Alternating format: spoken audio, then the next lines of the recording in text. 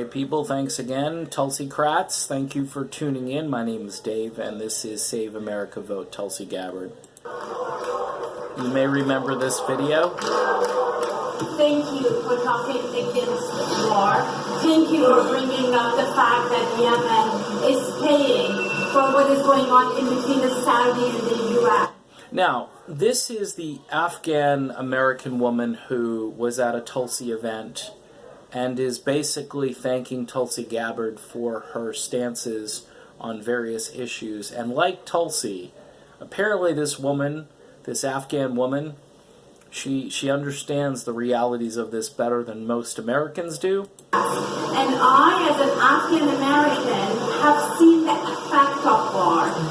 The Cold War that started in the 70s and 80s in between the Soviets and America, Afghans are still paying for it. Okay, one thing about this video is allegedly this video vanished off of every platform at one point. And it was either uploaded again, or a lot of speculation went out that the DNC had basically said, you need to pull that down. You need to pull that down because there's a portion of the video where this woman, and I did a video about this too early on, says, how are you going to battle your own party? All that being said, when you are talking about the fact that you are against war and you are against our foreign policies, I get very excited and I get very hopeful and I get tearful. But I also feel very hopeless. Why I feel hopeless? Because our system, our foreign policy is built in a way that we thrive when other people fail in the other part of the world. We thrive when other people fail. In case you didn't catch that part, we thrive when other people fail in other parts of the world, i.e. Venezuela, i.e. Yemen, i.e. Syria. I mean, there's a list of nations right now, and it's really just hard to wrap your brain around how many places we're doing this. This woman here encapsulates this campaign. And this is a devastating ad against the establishment. We had Bernie Sanders and we all were so excited that maybe he will bring a change. But his own party stopped him from doing that. Tulsi, I'm all for you.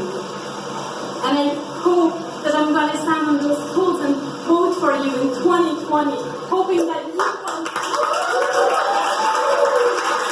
will. Okay, at this point, the woman is breaking down in tears.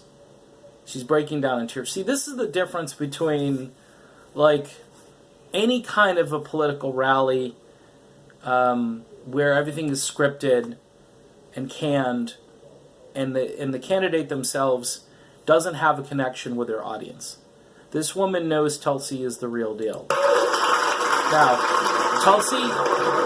Tulsi comes over and gives this woman a hug at this point.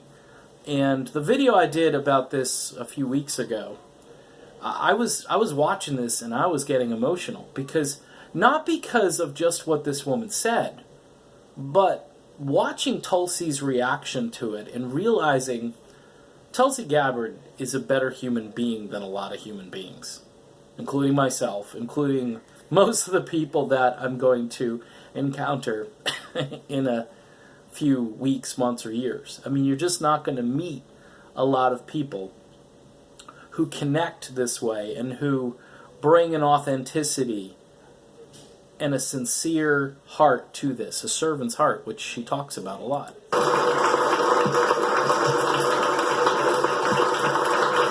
Long embrace. She's giving her this long embrace, sincere embrace. Yeah, and praying that you will be the one person who will make the change, who will bring the change, who will be the voice for the voiceless. All right, now again, this woman is just, she is off the charts with hope and realizes that she's encountered the one person that she believes can do this. Now, watching this, though, I almost feel as though we're all putting maybe too many eggs in Tulsi's basket. Because of the intro to this, where she talks about, well, Bernie, we were so hopeful for Bernie Sanders. And then his own party just completely destroyed his candidacy. Let's be honest, his party destroyed his candidacy last time around. The establishment doesn't even want to address what happened last time around. And here's this woman who I think is like Bernie Sanders on steroids. And why I think that is because her foreign policy is spot on. She seems to connect with people in a way that Bernie can't. Or doesn't. And maybe Bernie does connect with people, but this exchange here, this is a person who is a stranger to Tulsi Gabbard. And there's a connection there which you just can't really manufacture.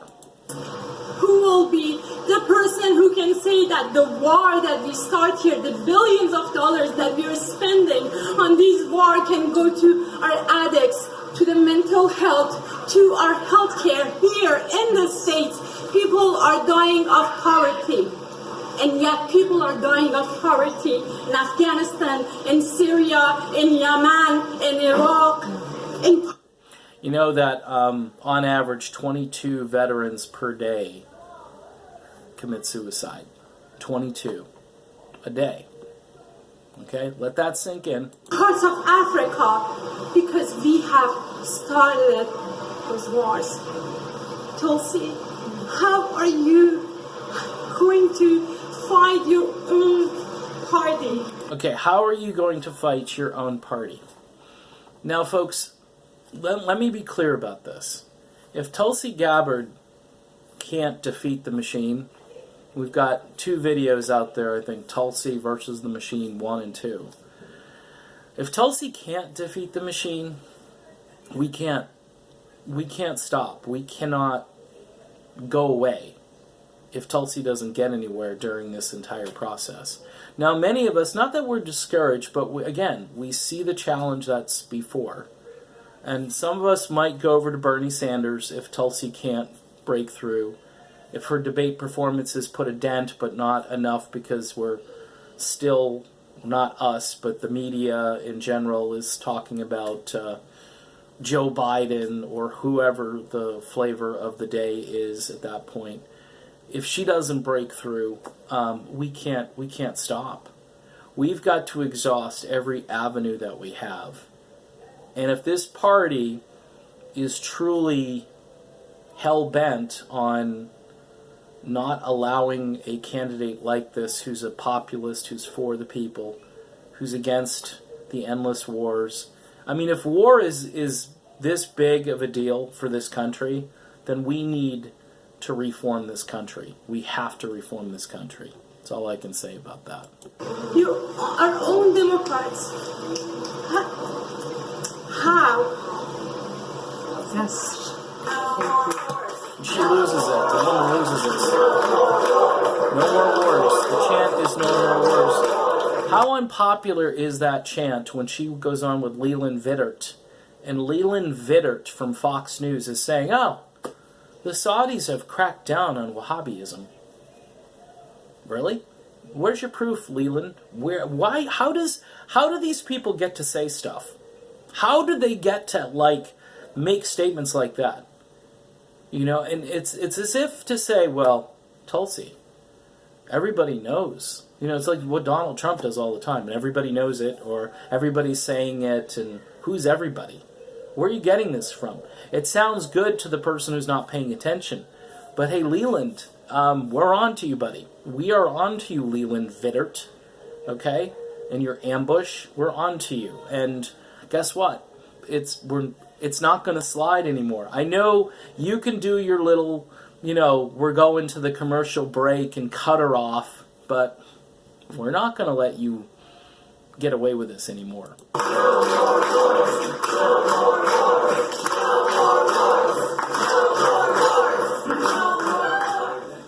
for sharing your heart with all of us.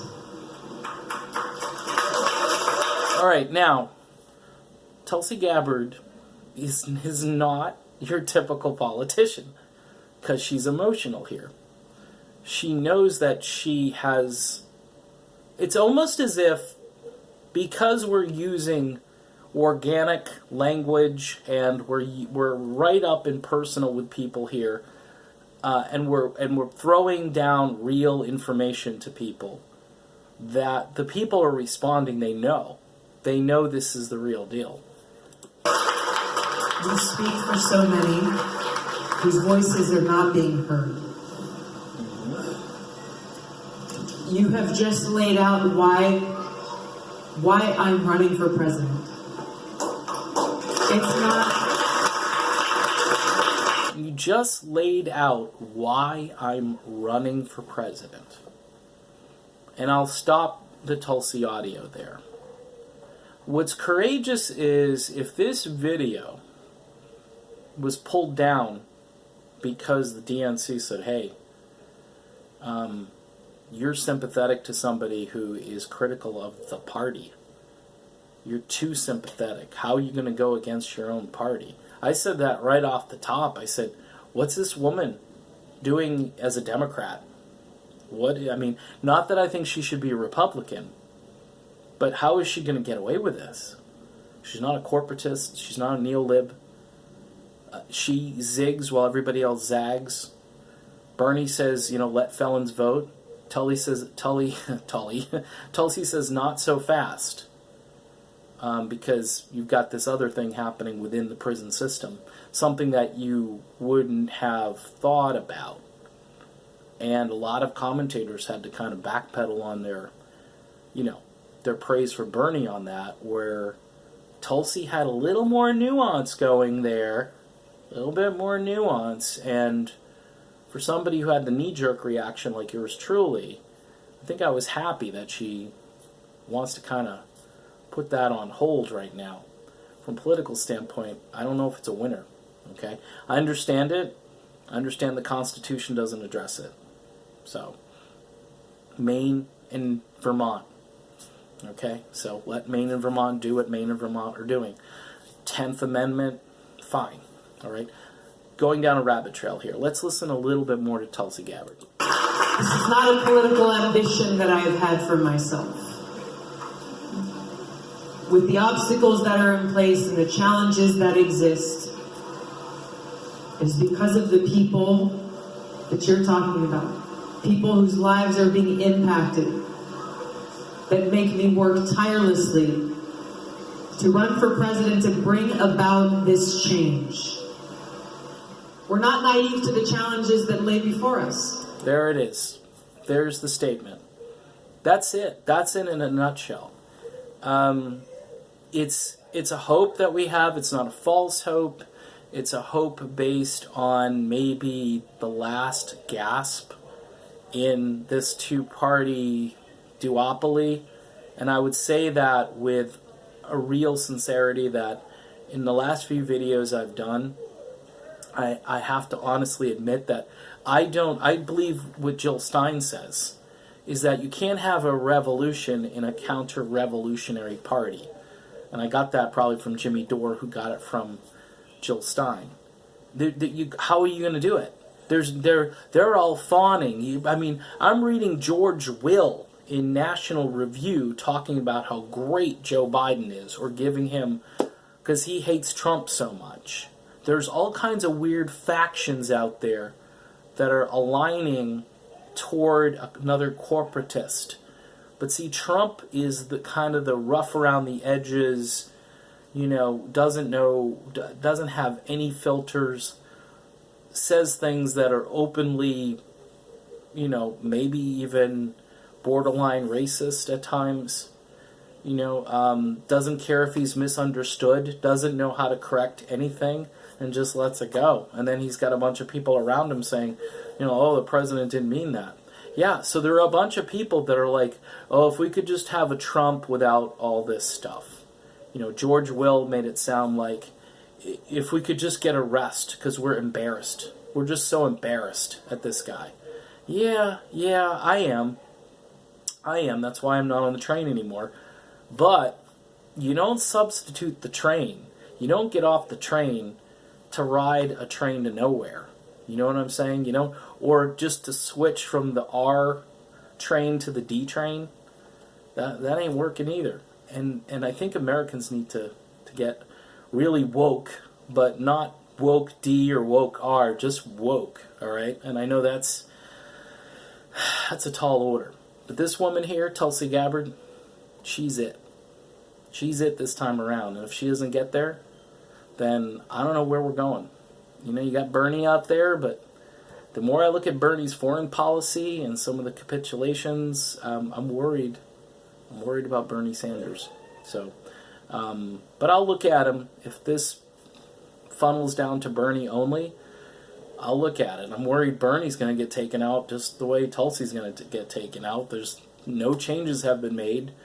Look at the super delegates. Look at all that stuff, and you'll understand that the challenge that lies before us is one that's daunting and possibly one that can't be overcome in this two-party duopoly.